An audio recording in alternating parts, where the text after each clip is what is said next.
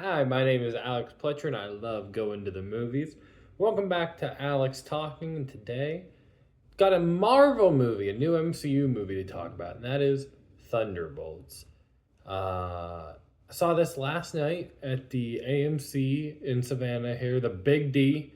Uh, Ended up going with my fiance and a friend, and we ran into a couple more friends there, and then some more friends recognized us, so they came inside with us. I ended up having a lovely group of people to sit with to watch this movie. And the theater was really feeling good about it. It was very buzzed. People were applauding at the MCU Marvel Studios logo at the beginning, the opening thing. People applauded when Bucky showed up, which I'll get into spoilers later on, but that's not a spoiler because he's in the marketing. But, people still applauded when he showed up. People were laughing at all the same jokes from the trailer. So, hey, it was really playing with this audience.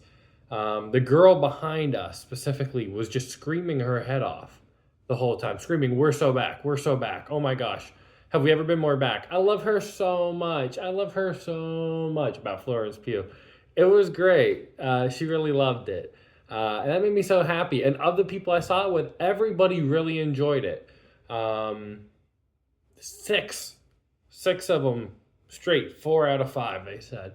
My fiance, she enjoyed it. The guy I took who's really into comic book movies, like I like to take him to the movies. Just I saw a movie, the Room Next Door, the Pedro Almodovar movie earlier this year with him.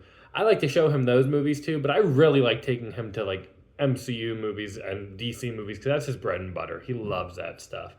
So he was actually like, I'd only give it a 7 out of 10. And I was like, oh, wow, okay. That's pretty tame because everyone else was really raving about it.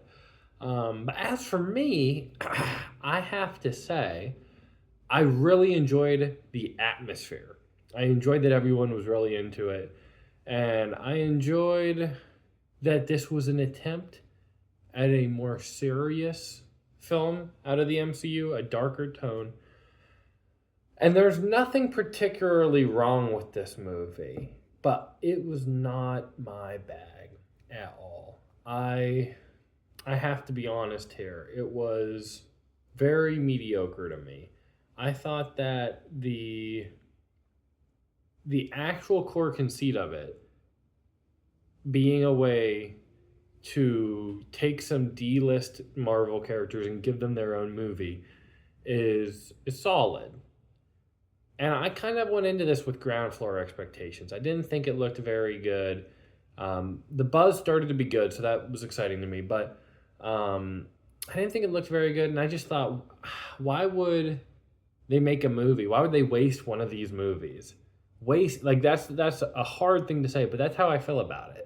Like, why would they use a movie in their slate with this budget on Black Widow's dad, Black Widow's little sister, Bucky, Reject Captain America, and Ghost, the villain from Ant-Man and the Wasp? It's like, what are you doing? It just doesn't make sense to me.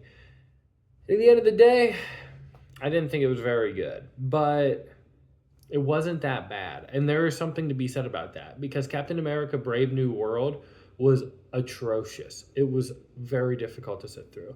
Now, my fiance asked me, she said, "You seem very annoyed and irritated." Like, she was like, "I could just tell you did not like it." And I was like, yeah, I mean, it didn't do that much to offend me initially.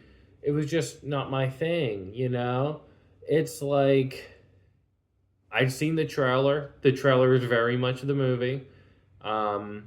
It's very much so, hey, we're building this thing up, boots on the ground. We're with these characters breaking out of this facility for like 40 minutes, it felt like. It just, oh, and I had been told that this was an hour and 40 minutes, and that was just my fault. I had heard that going in, so I was expecting this to be fun and easy breezy, and it felt like it was taking forever to get anywhere and for anything to happen.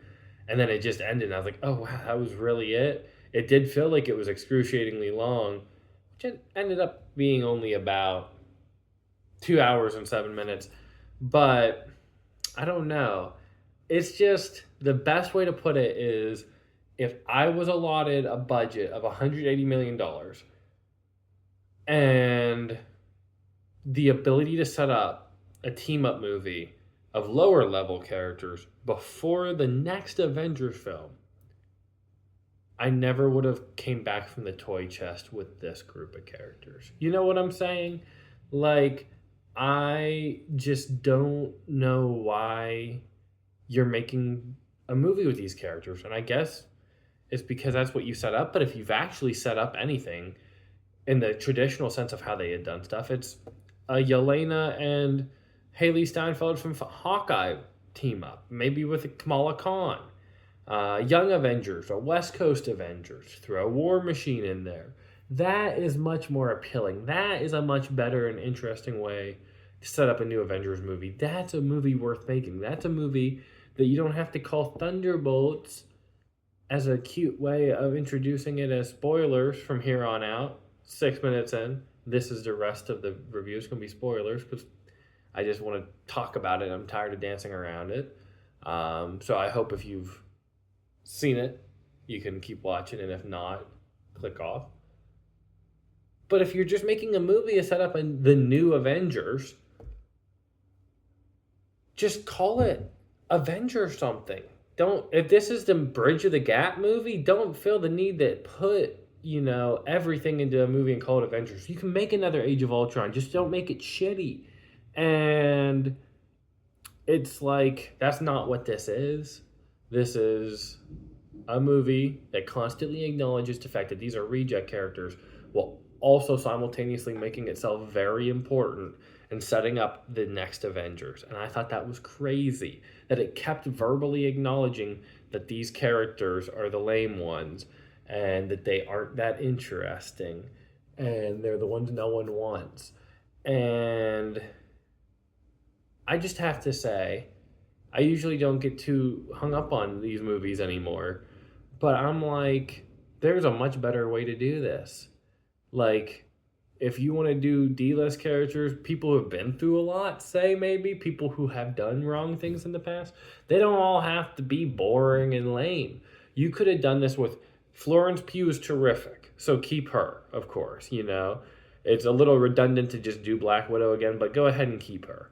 Bob was also fun. Sentinel maybe was the name of the person he grew into.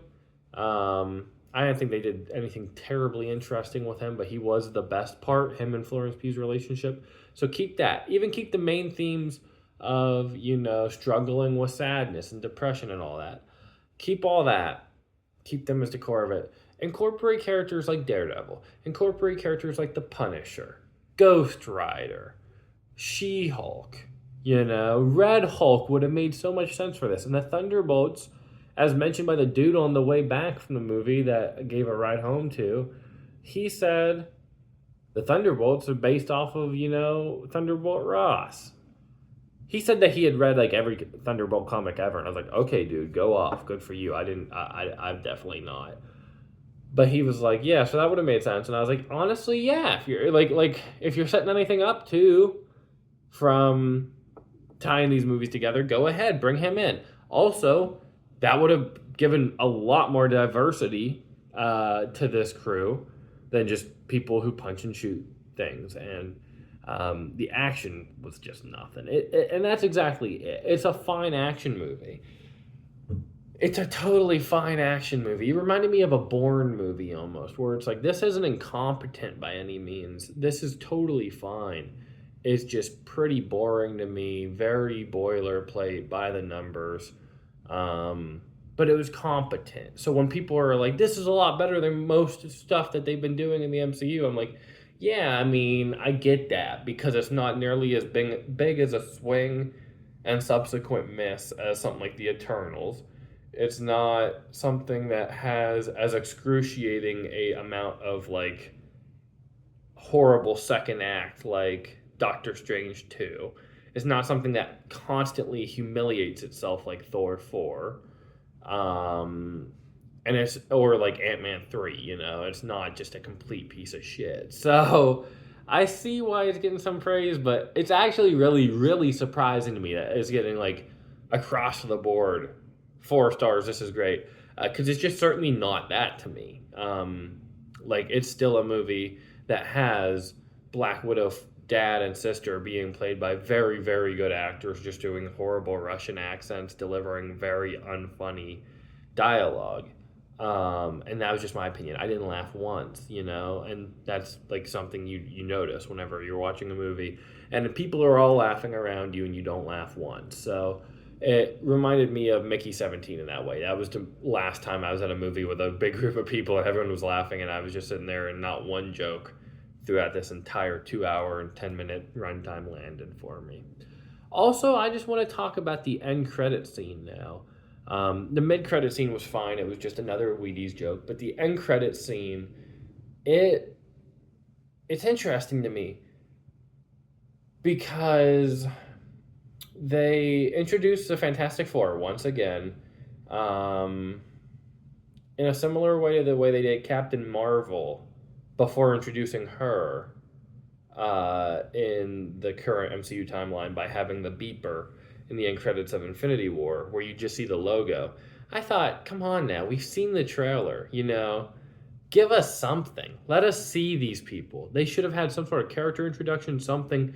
Instead, it feels like they constantly are just underplaying, underselling the importance of the Fantastic Four at every turn in the MCU and introducing them. You have John Krasinski, Reed Richards. That's your very first introduction to the Fantastic Four in the MCU. Humiliate him out the gate. Just kill him. Make him look stupid. Okay, embarrass the Fantastic Four 1. You have Human Torch in Deadpool and Wolverine. Introduce the Fantastic Four as a concept again. Have him get hit in the balls and have his skin flayed off his body. Humiliate them again. Then you have this, and it's like, we're going to introduce them, but we're going to make sure to have all these product placement and Avengers with a Z joke and establish that, Sam Wilson thinks he can start the Avengers over here, but, we're the Thunderbolts, which are so lame. You're so lame. And it doesn't make any sense that that's who the Avengers would be. If you have the choice of all these characters to set up this movie and to set up the next Avengers, and they are going to be in that movie, so why are they all the lame characters? And if you're endeared to them by this movie, that's great. Like, that's awesome. Honestly, I don't mean to hate. I really don't.